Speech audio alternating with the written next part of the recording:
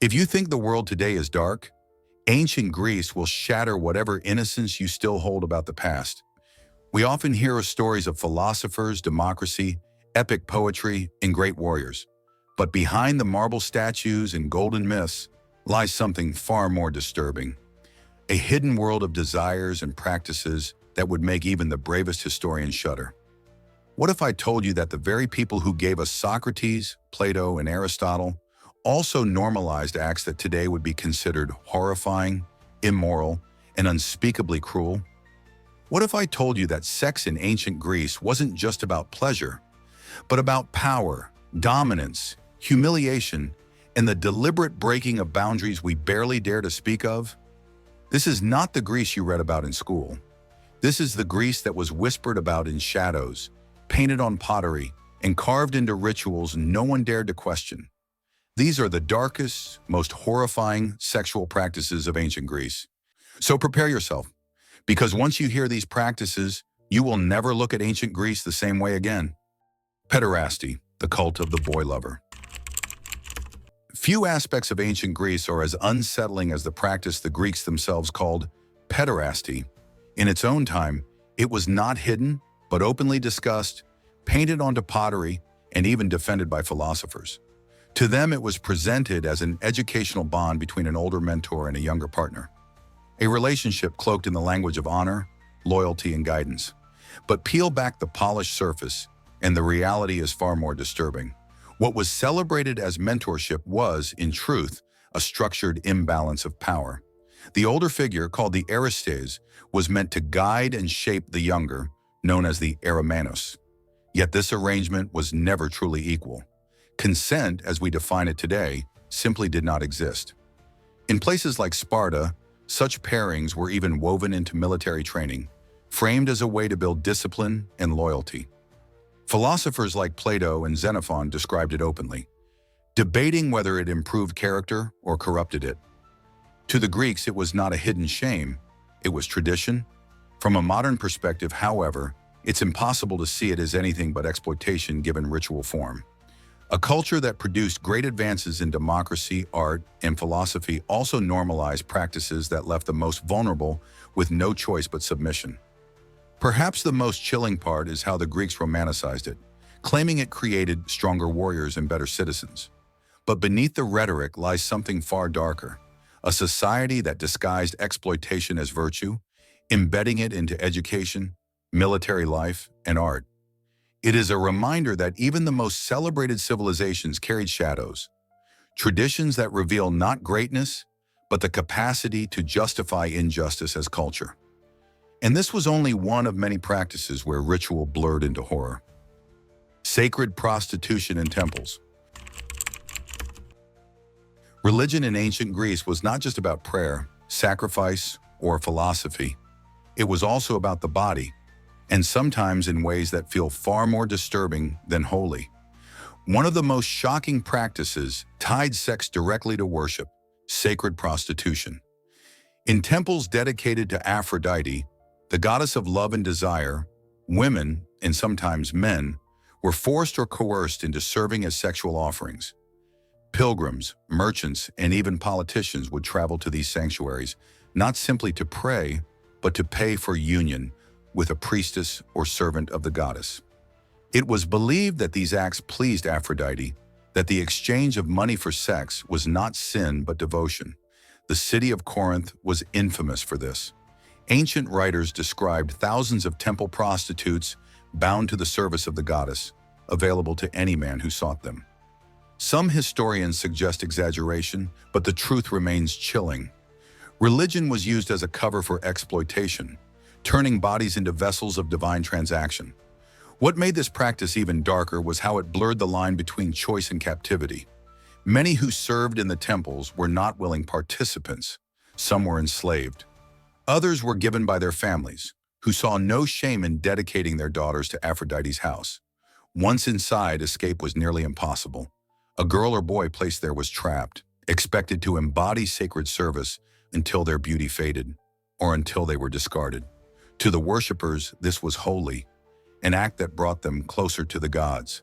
But to the people forced into it, it was a lifetime of being stripped of dignity, turned into offerings for strangers.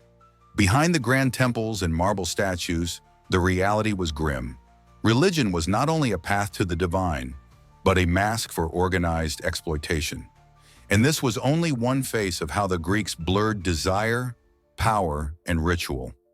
The next practice reaches into the realm of violence and humiliation.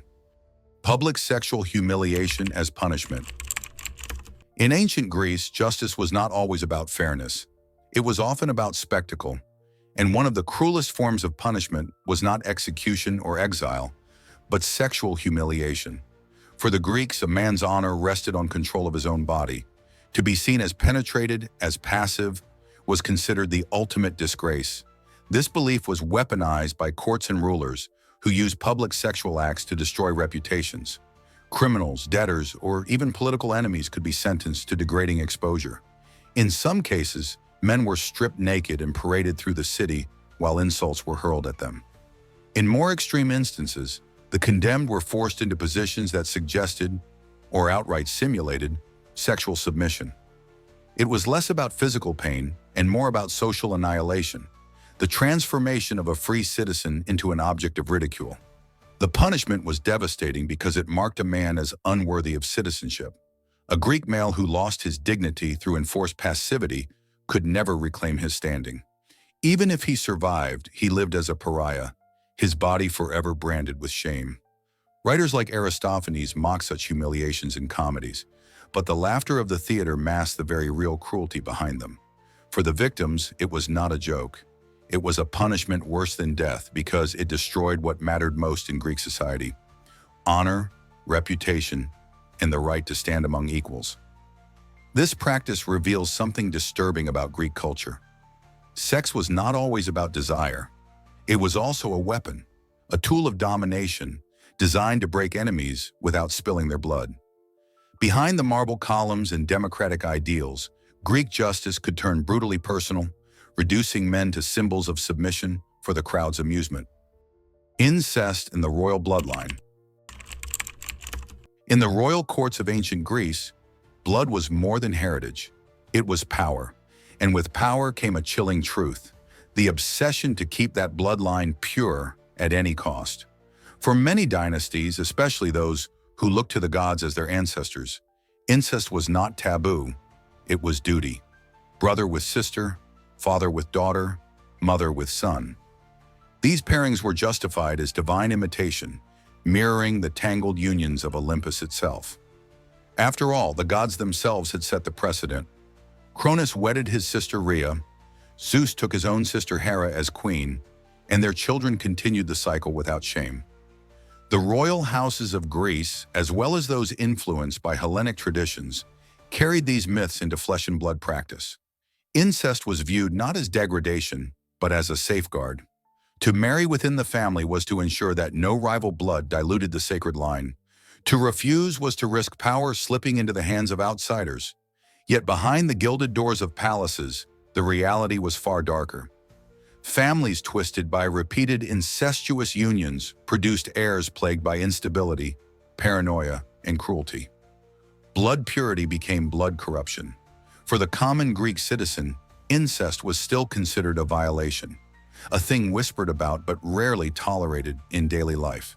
But for rulers, exceptions were carved out, wrapped in divine legitimacy.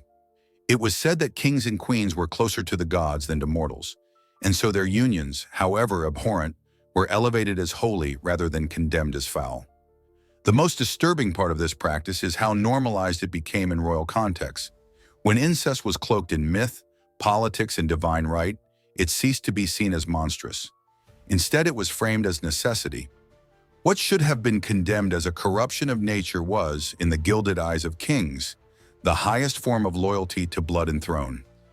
When we peel back the polished marble of ancient Greece, the statues, the temples, the philosophers, we find not just brilliance, but shadows. These practices, each more unsettling than the last, were not inventions of myth or fiction. They were lived realities, whispered truths buried beneath the triumphs of art and democracy. To the Greeks, sex was not confined to love or reproduction. It was a force of power, of dominance, of ritual, and sometimes of horror. And while their plays, laws, and stories reveal how deeply these acts unsettled even their own society, they also show us something darker, that human desire, when left unchecked, can bend into shapes too grotesque to comprehend. What we call civilization was never free from depravity. It lived alongside it, hand in hand, shaping the very world we now inherit. This is the dark truth of ancient Greece, a place where gods demanded sacrifices of the flesh, where bodies, living or dead, were consumed as symbols, and where the line between devotion and violation was blurred beyond recognition. Perhaps the most haunting thought is not that these acts happened long ago, but that they are part of humanity's story, that beneath every golden age, beneath every empire's glory, there is a darkness no less horrifying than what we've uncovered here. If you made it this far, thank you so much for watching. We know these are not easy stories to hear, and we deeply appreciate you joining us on this exploration of history's darker corners.